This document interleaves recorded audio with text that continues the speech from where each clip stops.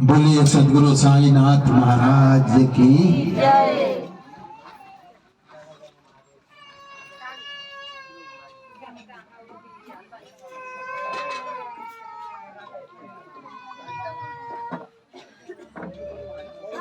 आप लोग शांति बनाए। शांति ही संतों का आभूषण होता है। जिसके हृदय में शांति नहीं है वह व्यक्ति भक्ति कर ही नहीं सकता। अब वह संत है ही नहीं। सत्संग में आया है और शांति का भाव उसके अंदर नहीं हो रहा है तो वो संत भी नहीं है। तो हम सत्संग में आए हैं तो शांति का हमारा शांति से सुनना है। क्या सुनना है? भगवत कथा, साईं कथा। हम जितने समय, जितने मिनट, जितने सेकंड हम भगवत कथा, साईं कथा सुन लिए, उतना आज का समय हमारा भगवान का सन्निधि में गया। उतना समय हमारा भगवान के सन्निधि में गया। अब आप लोग यहाँ पर आकर भी सत्संग से वंचित रह जाए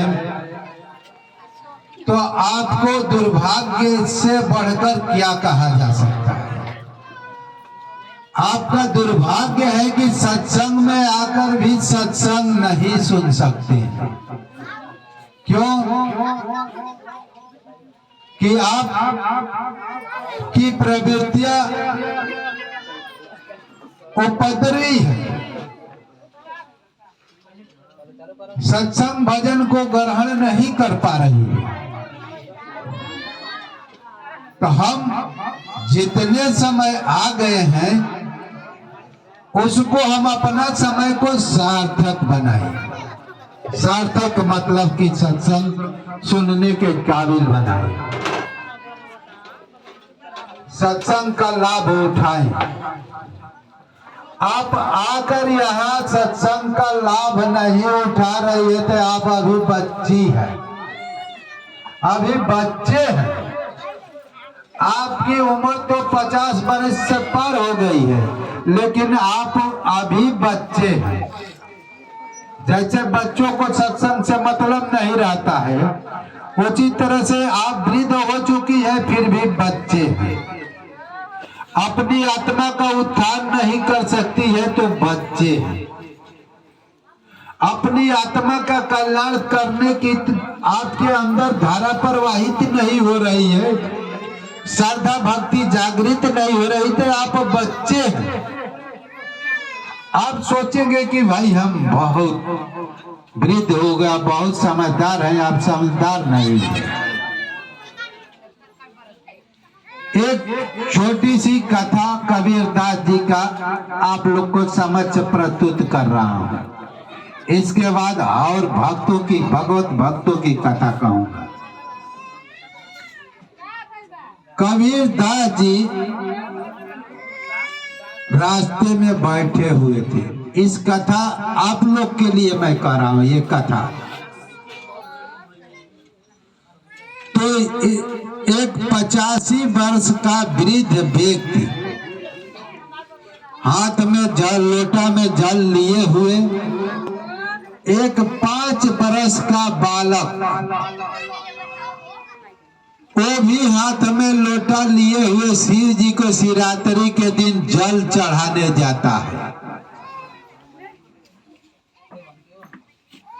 इस कथा से शिक्षा क्या मिलती है इसे शांति से सुने। ये आप लोग के लिए मैं कह रहा हूं। 5 वर्ष का बालक भी जल लिया है और 85 वर्ष का वृद्ध व्यक्ति भी जल लिया है। दोनों शिव जी के मंदिर में जा रहे हैं जल शिवरात्रि के दिन जल चढ़ाने। माई लोग शिवरात्रि के दिन जल चढ़ाती हो ना? आप लोग जाती हो कि नहीं जाती हो? हाथ उठाए, कितने माई शिवरात्रि को जल चढ़ाती हैं? हाथ उठाइए, हाथ उठाइए, सही हाथ उठाइए कि मैं जाता हूं। ये नहीं कि जो नहीं जाती है वो भी उठा देगी, तो अच्छा नहीं। जितने व्यक्ति जाती हैं उतने ही हाथ उठाए। तो शिवरात्रि के दिन वो वृद्ध व्यक्ति जो 85 बरस का था, जल चढ़ाने गया तो रास्ते में कबीरदास जी मिल जा रहे हैं। अब वो दोनों व्यक्तियों को देखकर, बच्चे के और वृद्ध पुरुष को देखकर कबीरदास जी रोने लगते हैं। कबीरदास जी रोने लगते हैं। आप लोग, माई लोग इधर देखे, कथा की तरफ आपका ध्यान नहीं हो रहा है। आप मन को दूसरे तरफ मोड़ देंगे और शरीर को इसमें लगाए रखेंगे तो शरीर साधना नहीं करता है, मन साधना करता है, मन भक्ति करता है। नहाए धोए क्या हुआ कि मन भक्ति ही न करे। समझ रही है? हाय, हम नहा धोकर खूब डाम डूम हो गया और कुछ ईश्वर का नाम भजन नहीं किया तो वो नहाने धोने से क्या फायदा है? हाय, नहाए धोया अच्छा से और हम कुछ भगवान के सामने अर्जी लगा दिया तो हमारा समय सार्थक हो गया।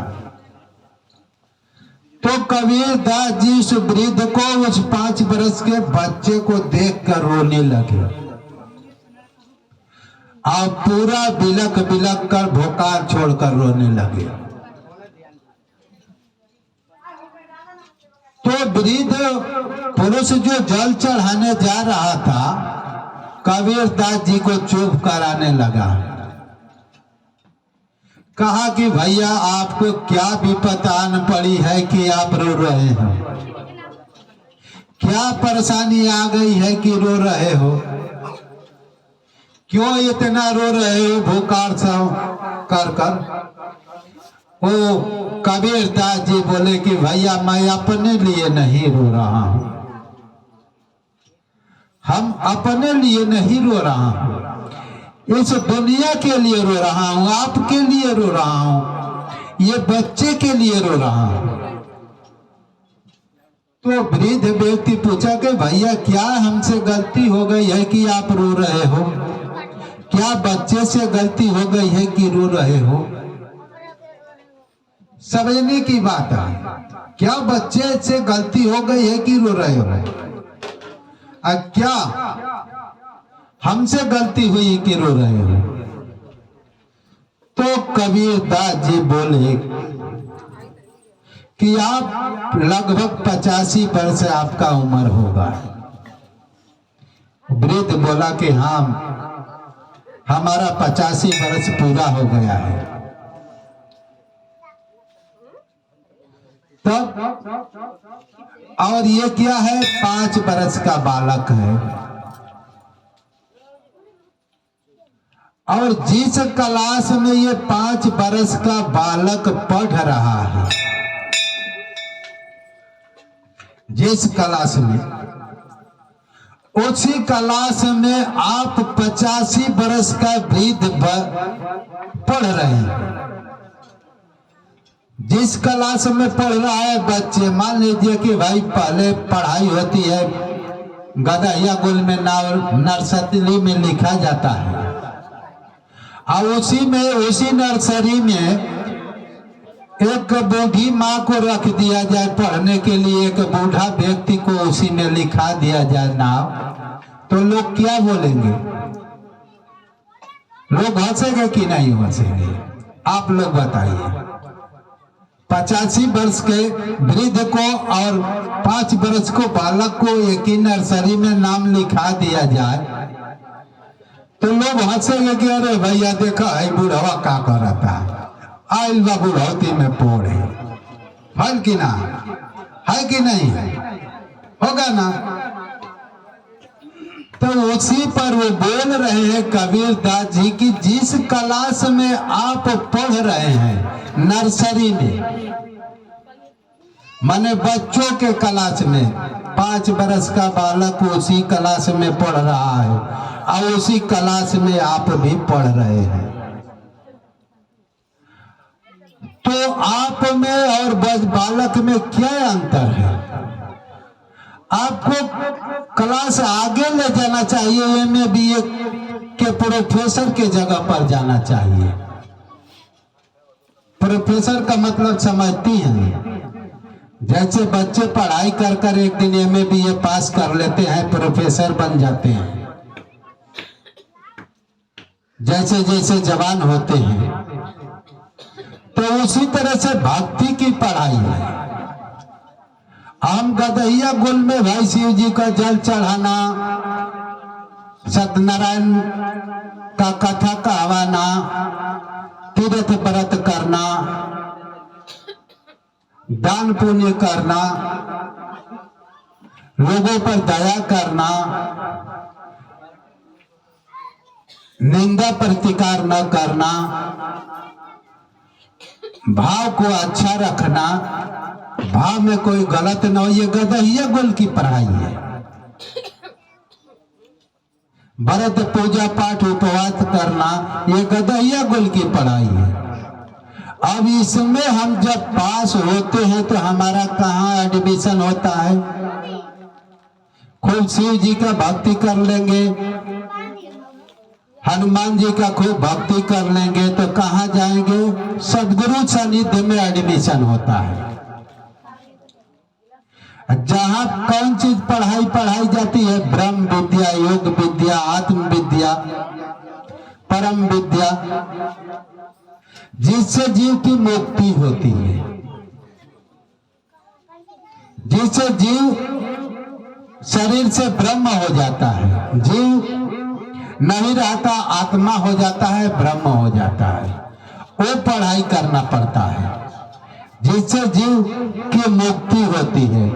आप 85 बरस का वृद्ध हो गए और 5 से गदहिया गुल में पढ़ रहे हैं तो आपकी मुक्ति कैसे होगी? गदहिया गुल में तो मनुष्य तन भी नहीं मिलता। गदहिया गुल में पढ़ने वाले को कई शास्त्रों में प्रमाणित नहीं है कि मुक्ति तन मिले। जो साधना आगे बढ़ाता है, धारणा ध्यान समाधि की ओर चलता है, आगे एमए बीए का क्लास अटेंड करता है, उसको मनुष्य तन मिलता है। आप 85 पर हैं कि आपका 85 बरस उम्र हो गया, बाबा इसलिए रो रहा हूं कि आपको फिर मनुष्य तन भी नहीं मिलेगा। इस पढ़ाई से आगे आप नहीं बढ़ पाएंगे। इस पढ़ाई से आगे गए होते तो आपको फिर से मनुष्य तन मिल जाता, जिससे आप फिर अगले जन्म में जहां तक पढ़ाई अटेंड किए रहेंगे एडमिशन होता, आगे सदगुरु चलकर मिलता, सदगुरु का सानिध्य मिलता, और सदगुरु के सानिध्य में मिलने वाले का नाम ईश्वर के खाता में दर्ज हो जाता है।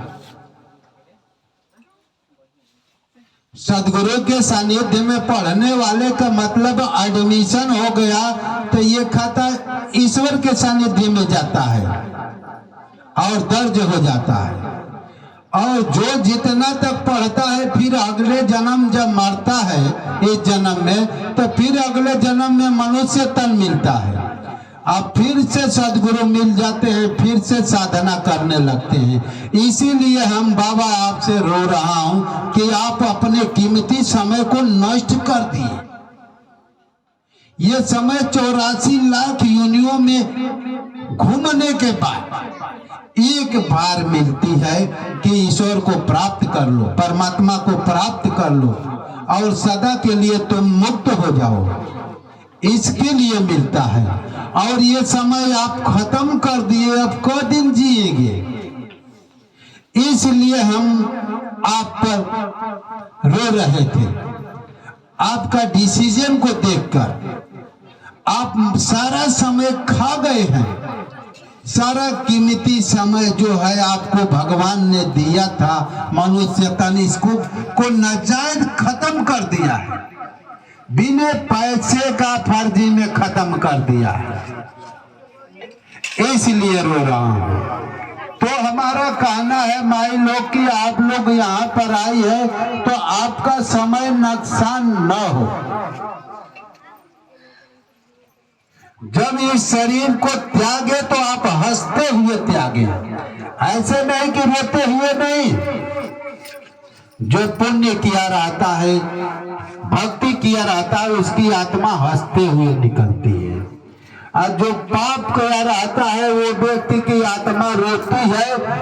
खूब इसमें से जमराज खूब मारते हैं डंडे से, तब जाकर निकलती है, समझ रही है। अब पुण्य आत्मा जो भक्ति किए रहते हैं, जमराज आकर प्रणाम करते हैं, भैया आपका ये समय खत्म हो गया है, जो कमरा बुकिंग किए हो, ये शरीर एक कमरा है, एक वस्त्र है, अब इस कमरा को छोड़ो। जमराज बोलेंगे कि भैया अब इस कमरा में इतने दिन के लिए आपका एडमिशन था, अब इसमें से निकल जाओ, फिर अपनी कर्म के अनुसार दूसरा शरीर धारण करो, ठीक ना। तो हम कमरा को पाए हैं, एक दिन खाली करना है, इस वस्त्र को उतारना है, तो पहले इस वस्त्र के जीते जी हम कुछ कर कर निकले। ऐसे नहीं कि इसको मस्ती मारते हुए इधर उधर कर कर भगवान से दूरी बनाकर निकले, तो भाई जमराज डंडा लगाएगा और जबरदस्ती मार कर और आपको कहां ले जाएगा, नरकों में डाल देगा। जैसा कर्म किए हैं वैसा फल पाएंगे, वैसा फल पाएंगे। इसीलिए हमारा कहना है कि भाई सब लोग सजग होकर, सावधान होकर भक्ति करें। अपनी आत्मा को खाली सोचो कि हमारी आत्मा इसमें से निकलेगी, तो रोए मत, उसके लिए कुछ करे, उसके लिए कुछ करे, कहने का मतलब है। और हम एक और दूसरी कथा को प्रस्तुत करेंगे, दूसरी कथा को प्रस्तुत करेंगे।